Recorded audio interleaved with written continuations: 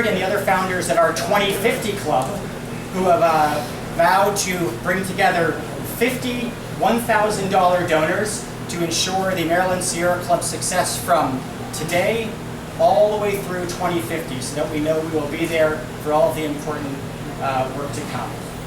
With that, I wanted to introduce, I wanted to introduce Dory Pastor. Name tag. Yes, and I'd like to,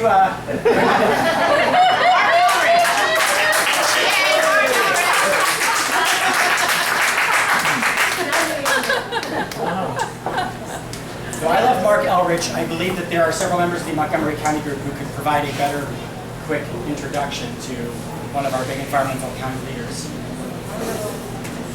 Absolutely, progressive leader on the environment and education and so many excellent things.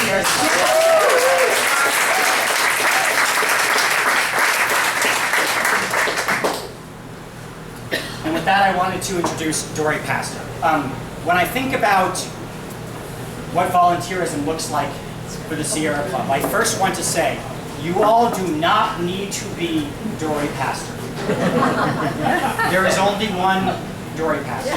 But Dory is phenomenal. Dory sends me emails at times that people should not be awake. Dory's mind is constantly operating on policy, on politics, and most of all on volunteer engagement.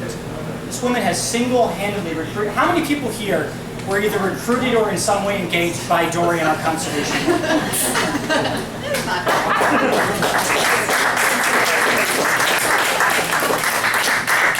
She helped bring our legislative program as legislative chair from an average of around 30 bills we worked on to, I think, 110 last year.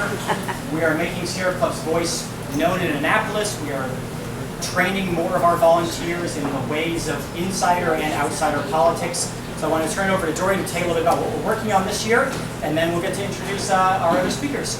Thank you. I'm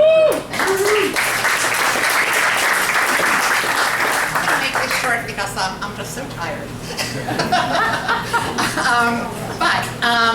But tonight for me is about inspiration. And for one thing, I have to say that I am inspired by all of you here. This is just a phenomenal turnout. Thank you, Josh. Thank you. This is just incredible. So thanks to everyone for coming. We're also doing some great things, and I want to tell you about them both. A very brief look back and a very brief look forward, and then we will move on because I know you didn't come to hear me. In just this, in 1 year, looking back 1 year, we have done so many positive things. It's really incredible when you put them together. We were part of a fight to stop 2 incinerators before they were being built in Baltimore and in Prince George's County. Louder? Oh my God, really? Okay, we were part of a fight to stop 2 incinerators before they were built. One in Baltimore, one in Prince George's County, and that was on top of stopping one in Frederick a couple years ago.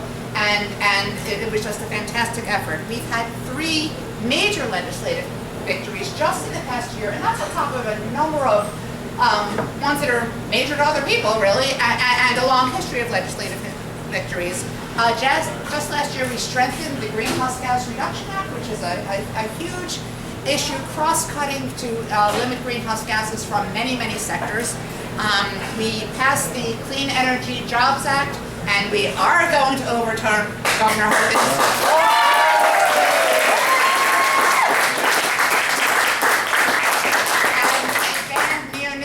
pesticides, which are bee-killing pesticides.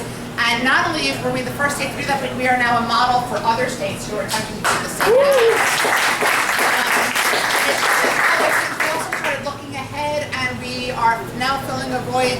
The other environmental organizations are not really focusing on looking at a statewide comprehensive solution to zero waste issues, and also a new focus on public health issues, which is very important to me, and I'm so proud of this group for doing that.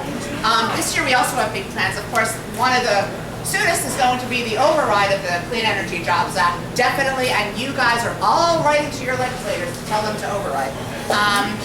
Obviously, the fracking ban, as Josh mentioned, that is our biggest priority this year. We need to get it. The current fracking moratorium expires in the fall of 2017, and we must pass a permanent ban this year.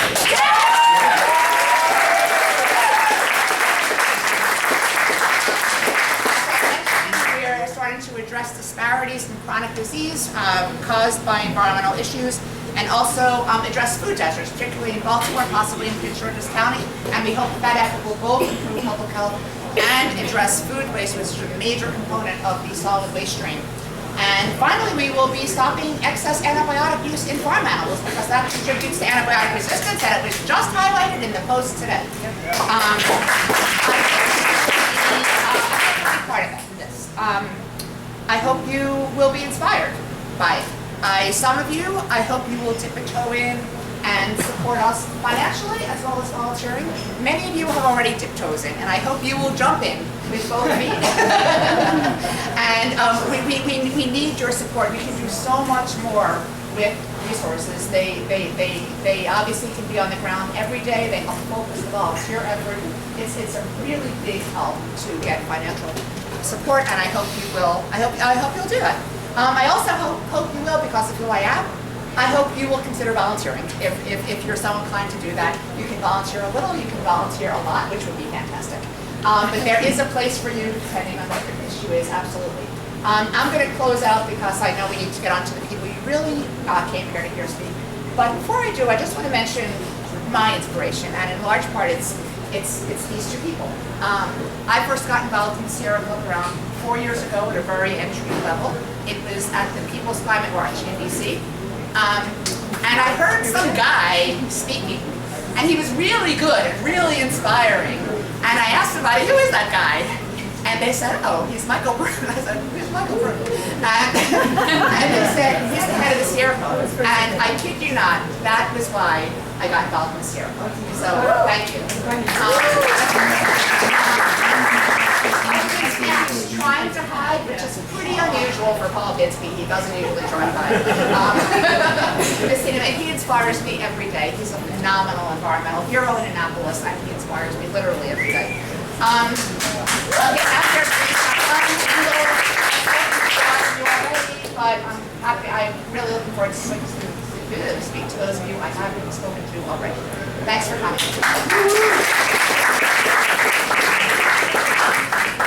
All right, hi everybody. I'm Mike Brune, Executive Director for the Sierra Club. Thank you everybody for being here. So, does anybody know what happened on this day in world history 2 years ago? People's Climate March. People's Climate March. In the back. So, was anybody here at the People's Climate March in New York City 2 years ago? All right, good showing. Okay, so for those of you who weren't, or were on a social media fast for the month before and after, we had 400,000 people on this day 2 years ago walking through the canyons of New York. And I have to say, in the weeks and months leading up to it, a lot of folks were asking why. Why do we really need to do, what will happen if we all get together and march in New York City? And if we're honest with each other, it's hard to measure in the days and weeks after sometimes, right? At the end of the march, most of us went and got a drink. Climate change wasn't solved that evening. We didn't get a landmark piece of legislation that was passed in any state within the following week or in the country. But if you look 2 years from now, it's amazing what we've accomplished. How many folks here marched, wrote a letter, got arrested, did something to defeat Keystone XL? Right, you won, right? Across the country, we have successfully, as a movement, not just stopped Keystone XL, but changed the way in which our entire movement looks at fossil fuel infrastructure. We've defeated the Sandpiper pipeline up in the Great North. We defeated the Palmetto pipeline with a lot of folks from the conservative movement down in Georgia. Last night, in the city of Benicia, California, we defeated a crude by rail proposal. We're going to defeat the Dakota Access Pipeline.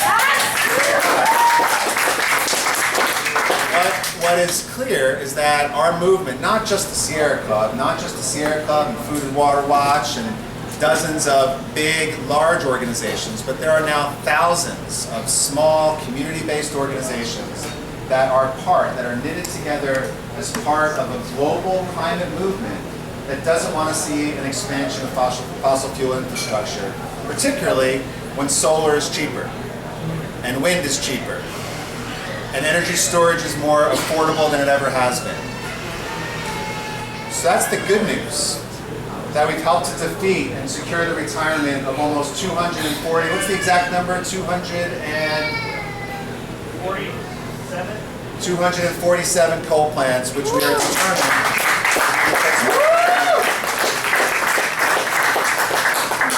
So we have the capability as an organization, as part of a growing, diverse and inclusive movement, to take on coal and gas and nuclear power and fossil fuels anywhere in the country.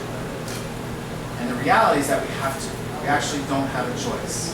This is something that we get to do because clean energy is cheaper, but it's something that we have to do. And if there's one thing that might be keeping pace with the growth of our movement and the ability for our movement to produce exciting victories, it's the deterioration of our climate. Right? No matter where you live, anywhere in the country, almost all of us now most likely have some kind of personal relationship with extreme weather. Out in California, we had rainfall that was almost normal, but we're still in the 6th year of a pretty devastating drought. It's having a horrific impact on city budgets, municipal budgets, livestock, the economy. Across most of the West, we're seeing an awful drought, series of wildfires that just about every climate scientist say will only get worse. We're seeing this in Pakistan, we're seeing this in Bangladesh, we're seeing this in Peru, in the Himalayas.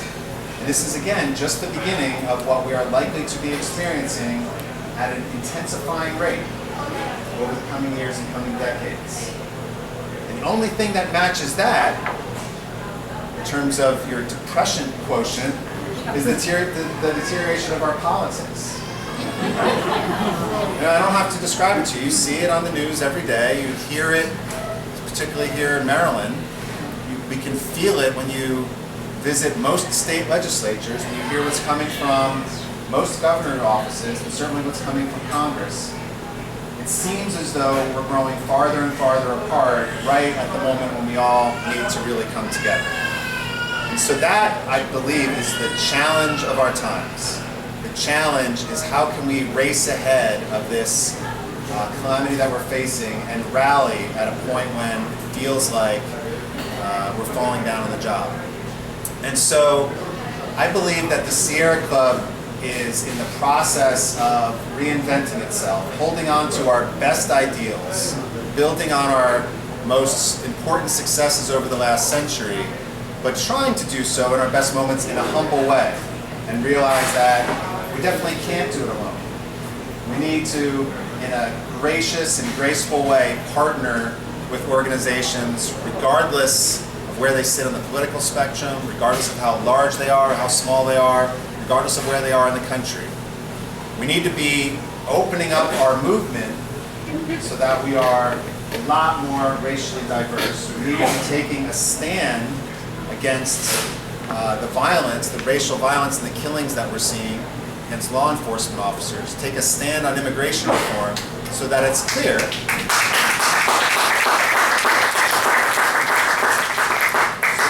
that the Sierra Club is for everybody.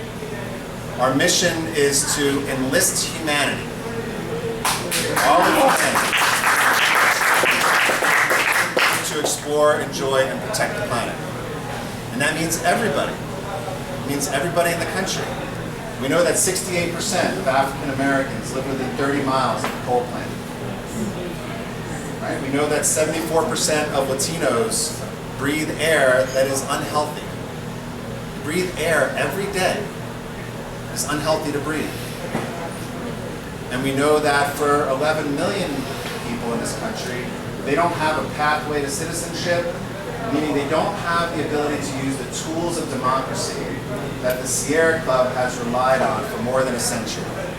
So part of who we have to be has to be to open ourselves up to everybody. As members, as volunteers, as ex-com members, staff, members of our board, and that's part of our biggest challenge as an organization. The other part is to not lose our optimism and our determination, because every day we are producing inspiring victories. How many folks saw the news out of Iowa a couple weeks ago, right? One person, the guy holding the video camera. Okay, so what happened in Iowa is Mid-American, which is the largest utility in Iowa, serves, I believe, about 2/3 of the customers in Iowa, owned by Warren Buffett, has now committed to more than double its installation of wind, so that across the state, across their district, customers of Mid-American in Iowa will soon be getting 85% of their power from wind.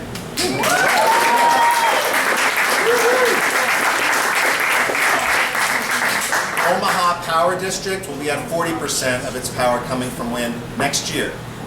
In Oklahoma, they're closing coal plants, replacing those coal plants with wind, a little bit of solar, a lot of efficiency, and lowering rates in the process. Solar is now cheaper than a peaker natural gas plants in 50 states.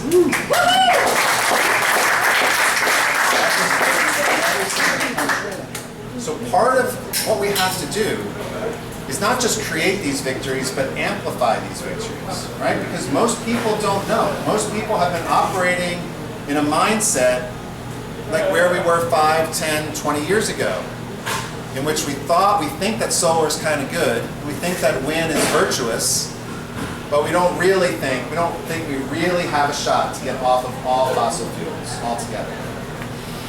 So the last thing I want to say is that all of these victories in Iowa, in Kansas, against the Keystone XL pipeline, in Minnesota, in Georgia, every victory that we have against the coal plant, the gas plant, the power pipeline, it all is powered by volunteers. Yes, there are always some staff that are involved, but we are always effective as a movement because of volunteers to get involved. So I'm going to close with 2 requests. One is that we need you to find your friends and bring them into this movement as much as you can. Your friends, your frenemies, your family members, your neighbors, your pastors, your boss. Bring them in. And the second thing is we've got 48 days to the election, and we need you desperately to get involved. If you haven't made a contribution yet and it doesn't feel right to give to a certain candidate, just do it anyway, please. If you haven't yet signed up to knock on doors or to make phone calls, we need you to do so. I'm going to be taking my kids across the mountains into Nevada as many weekends as I can in October and early November. We need you to go up to Pennsylvania. We need you to go down to Virginia, take a road trip up to New Hampshire, come out to Nevada, we'll hang out. I'm being fully serious. This is an election that you can't just watch. Don't just check out Nate Silver's forecast every morning and say, wow, it's getting a little close, I don't feel so happy. Do something about it. Sign up. Spend a Saturday knocking on doors. Make some phone calls. We need you desperately to get involved. Thank you, everybody.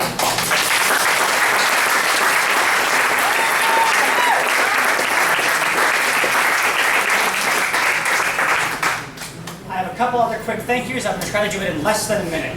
First, Betsy Johnson. Betsy Johnson is our longtime political chair.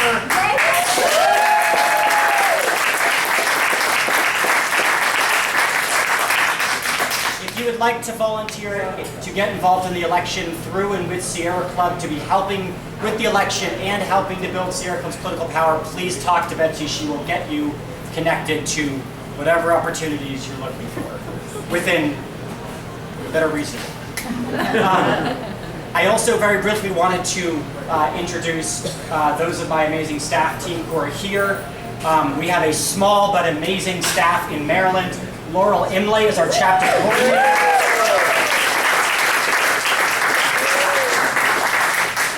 David Smedick is our Energy and Beyond co-representative. I don't know if he's still here, but I wanted to recognize and appreciate Mark Creswick, who's our Northeast contact at the Beyond Coal campaign. Mark has helped facilitate a phenomenal relationship between the Maryland chapter and the National Sierra Club, which we really appreciate. I am so tired that I'm not missing any staff who are here, right? Great. Seth Bush and Zach Curtis are amazing organizers. Yes. Yes. Hi. Sarah Harvey is with the National Advancement Team who helped make this event possible and helped.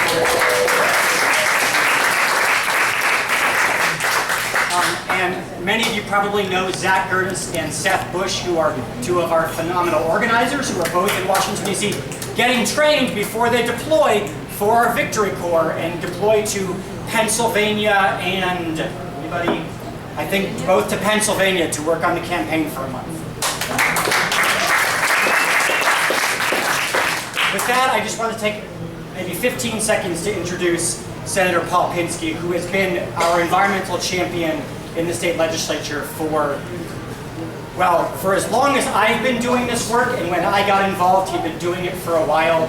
I first met Paul in, I think, 2004, 2005, starting a ridiculous uphill battle on the Healthy Air Act, which we won, and followed it, working on a Global Warming Solutions Act, which we won. He takes on the hard fights, he fights the impossible fights until we win, and he keeps showing up at our events to talk to us, to talk to his constituents about the fights, about the victories, about what we need to do. And I really appreciate you coming out tonight.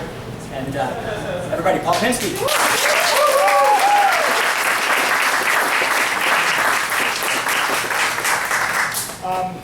First of all, thank the Sierra Club for hosting this, and thank all of you for coming out tonight. I probably had nothing else to do, Jock, so I ended up here. I was lost in some of this way, and I stopped in. But let me let you in on a little secret, which is probably not a secret. Legislative bodies, whether it's the United States Congress or the Maryland legislature, don't always lead the populace. They frequently tail the populace. Okay? It didn't come as a surprise to many of you that the people, regular people, know what they think is right. But unfortunately, legislative bodies aren't always ahead to do what's right. And one of the reasons is, at least I'll speak to my own situation, is some of my colleagues, who may be well-intended, don't want to take a chance on anything because they're afraid they're going to be too far ahead of their public, their voters. Because if they're too far ahead, who knows what happens at the next election. And they're so used to the status quo that any new idea, they say, my people couldn't be supporting that. Are they not in touch with their constituents? That's probably the case. Now, clearly we need more progressive and enlightened legislators. I would love more company. We're working on it.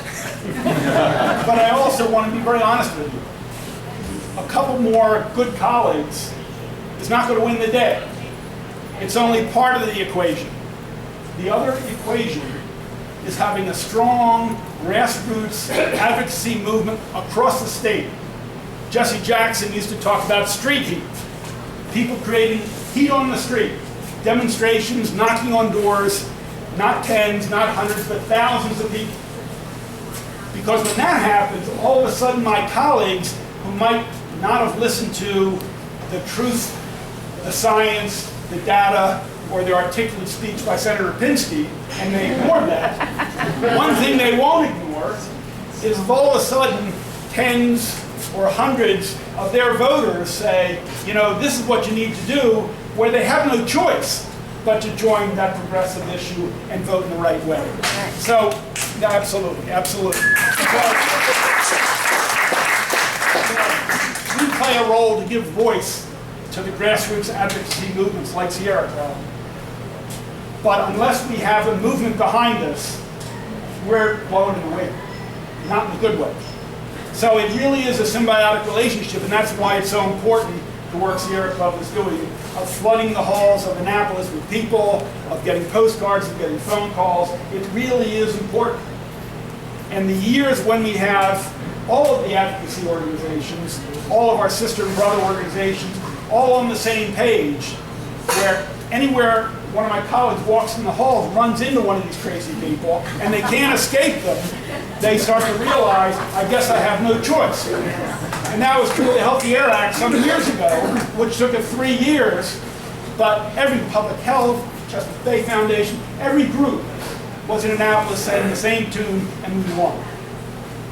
Which leads me to bring it a little more up to date. 7 years ago, 2000, we're getting there. In 2009, I got a prompter over here. In 2009, after 3 years of doing battle, we passed the original Greenhouse Gas Emissions Act, Reduction Act.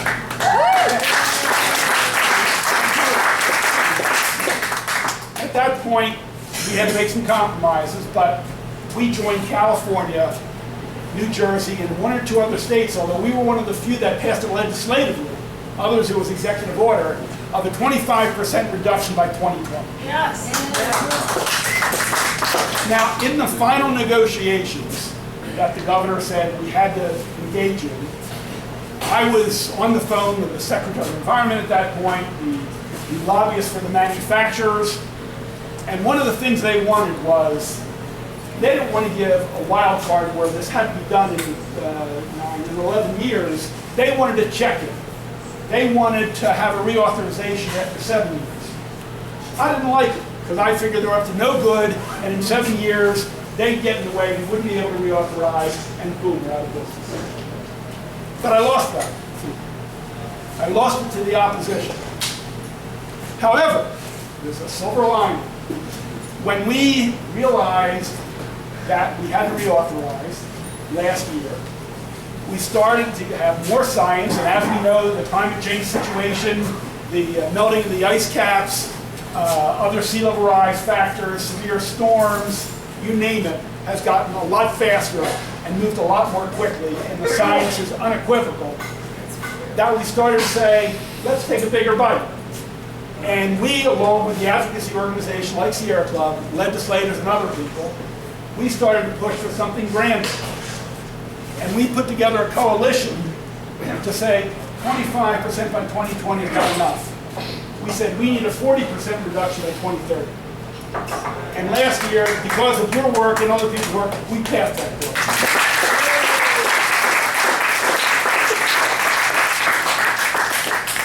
Now, let me regress before last year.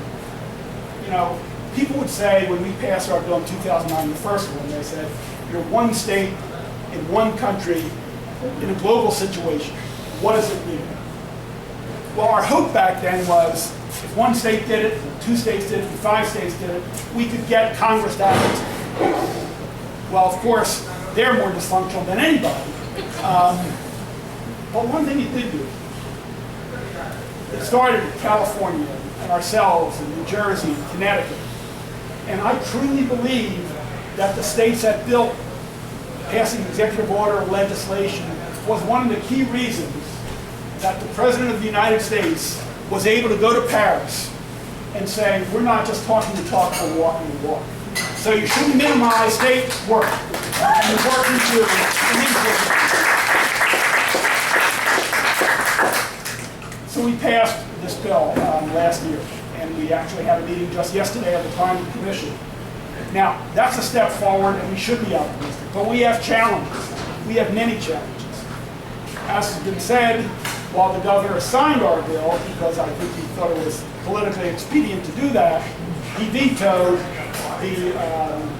the job creation, the RPS bill, the bill that would require 25% of our energy coming from clean energy.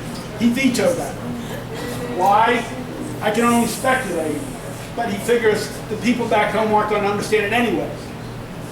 And, you know, he wants to protect the existing fossil fuel industry. Now, I hope, and we've gotten commitments from the leadership in the House and the Senate, we're going to override that. So hopefully on the first day of session, the second day of session, we're going to do just that.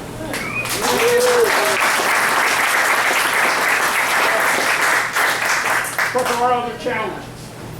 You know, in the Healthy Air Act, we required Maryland to join with a number of New England and Northeastern states in something called regional greenhouse gas emissions. Cap and trade with the idea of reducing emissions each year, and with the money that the states or the industries were taxed, we'd use that to increase clean energy. Now, for the last 5 or 7 years, the reduction each year has been 2%. I don't know if it's New York or Massachusetts has proposed, why don't we increase that reduction from 2% to 5%, so we can really make a bold statement. Well, the Secretary of the Environment in Maryland was quoted as saying, if it's too large a reduction, we might have to pull out. I've read that the legislature directed the state to join. Now, yesterday he sort of backtracked on that. David was there. He sort of said that was sort of taken out of context and we're really in it. But it was said and it was not retracted. So you've got this push-pull. There are people who want to increase the reduction so we can get there quicker, because the more we can reduce carbon dioxide emissions and methane, the sooner we can do it, the easier it'll be in the out years. Because if we wait too long, that tipping point is very real. It is very real. And even as it is now, we're going to be suffering even if we make the best strides in the world the next 10 years. Another example. My chief of staff told me yesterday, he got a call from someone who just bought an electric vehicle, all electric. I have a hybrid in my car, all the way there yet. And then he came back, he bought in Northern Virginia, he came back to Maryland to get the credits because he heard there was a fund to encourage and incentivize buying electric vehicles. Well, by September 1 and fiscal year's July 1, the money was gone. So it was first come, first serve, and after 2 or 3 months, there was no money. So what incentive is it? There wasn't any. So we will have to increase that fund, and we have to encourage an administration that is cutting those funds to increase it. So we do have challenges, and in fact, we heard a statement from someone, and I can't say who it was, who said, you know, we get a lot of revenue from gas tanks, and all those clean vehicles aren't contributing to that. So we got to make them pay their fair share. I mean, is this nuts? I mean, it's like Alice in Wonderland. You know, we want more of that to clean up our environment, and they're saying we have to disincentivize what they're actually doing. And I say all this because we continue to have challenges, whether it's the air we breathe, the water we drink, or the land we live on, and we have issues, back to you, about fracking in Western Maryland.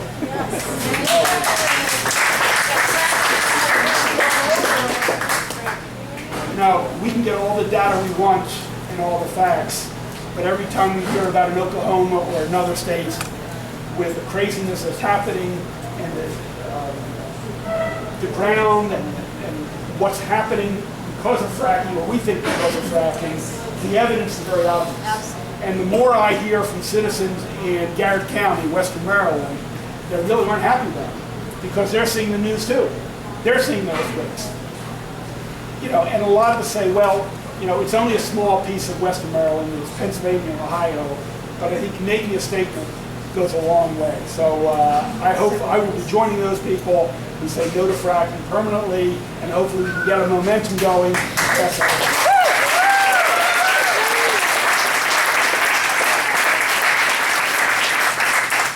So let me close. And first I want to thank Mike for his comments about taking up other issues. You know, we can't stay in our silos. You know, justice is justice. Environmental justice and saving the planet affects a lot of people. And some people are standing in the way, and some people don't know it's affecting them miserably. But there's a stronger voice, and we have to join with brothers and sisters in other movements who are fighting for social, economic, racial justice, because the same people fight the same fight. The same 80 or 90 or 95% are in the same battle. People who are getting shafted in the environment are getting shafted on jobs and justice and violence and discrimination. And it is the same fight, same struggle, same fight. So I want to thank Sierra Club, I want to thank the national effort, I want to thank the state effort, and please stay involved. And it really is a division of labor. If you can't get to Annapolis, and some people can and walk the halls, but you can write another check, you should do that. If you can write letters and make phone calls, you do that if you can't write the check. So it really is taking many of us playing different roles, but we need all of them. So with that, again, thank you all for having me. Keep the